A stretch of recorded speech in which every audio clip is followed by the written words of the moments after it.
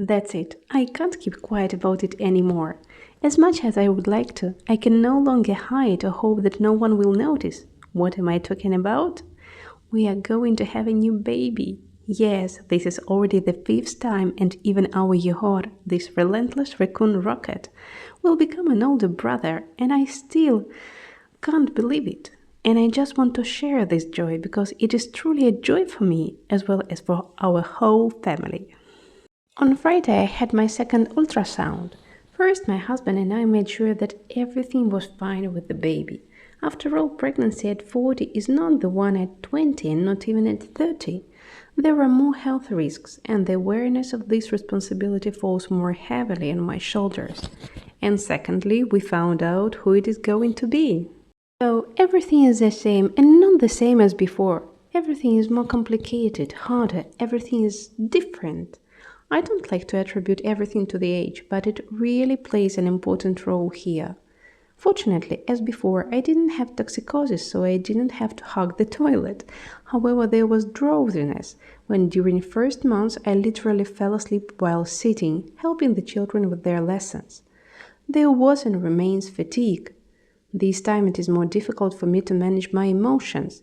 Apparently, the accumulated stress over the 3 years since leaving Ukraine, and the worries that are added here due to the fact that we are in a foreign country and everything is different here, starting from the climate and up to the way doctors manage my pregnancy, are also indicated. So, hello to sudden mood swings and imbalance. And there is added stress due to work on a new project, because you have to plan and coordinate children's education, rest, family time, and work itself. My back periodically reminds me of it by the fact that it hurts. Yes, it's clear that the load is growing, it's natural. However, I don't want a repeat of what happened after Yegor was born, so I try to do exercises at least once every 2 or 3 days. I forgot about normal sleep, as if this particular feature caught up with me completely this time. You just have to put up with it. But the worst thing is heartburn. In most cases, it appears already in the last month, when the stomach is completely flattened. But for me, this happiness began from the very first month.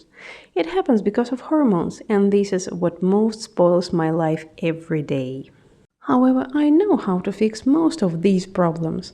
I will not talk about sleep and rest mode, it's just the basis for feeling good. Of course, as well as balanced food. As for physical activity, I walk wherever I can. Unfortunately, I can no longer ride a bicycle. And my savior for my back is yoga and stretching. And I could talk here for a long time about its benefits for both pregnant and non-pregnant women. As for my emotional state, there are several things that help me. Music, walks, the opportunity to be alone and release emotions, drawing and sewing as anti-stress, and also cooking, and just an internal setting that everything will be fine. And I still plan to write myself a letter from the future, as I did it with Yehor. As for being in a foreign country, yes, that is one of the biggest stressors.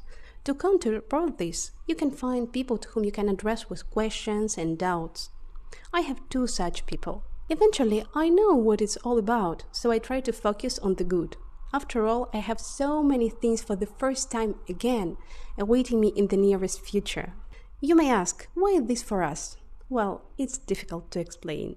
Most Russians who came to Argentina after February 24, 2022 would immediately say that we decided to give birth to a child in Argentina in order to get an Argentine passport. And they will be right, because a child born in Argentina immediately receives citizenship, even if the parents are migrants, refugees, or, like us, something in between, because we have a humanitarian visa. And according to the laws of Argentina, the parents of such a child and her siblings receive permanent residence and the right to apply for Argentine citizenship as soon as possible after reaching adulthood, which is actually a great option to protect our sons from mobilization and problems with Ukrainian documents if the war drags on. However, this is only one of the reasons. A large family is a luxury and a blessing at the same time, and I think this is one of the reasons why large families are becoming fewer and fewer in the modern world.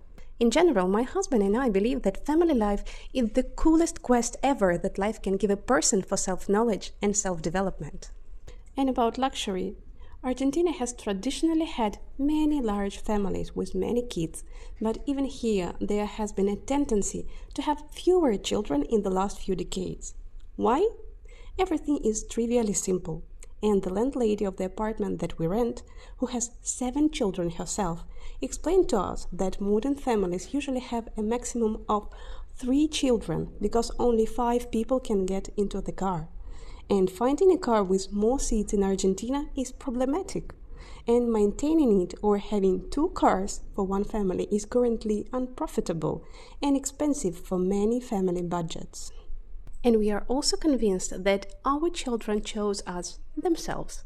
And before appearing in this world, they were sitting on a cloud and discussing us and arguing about who would be the next.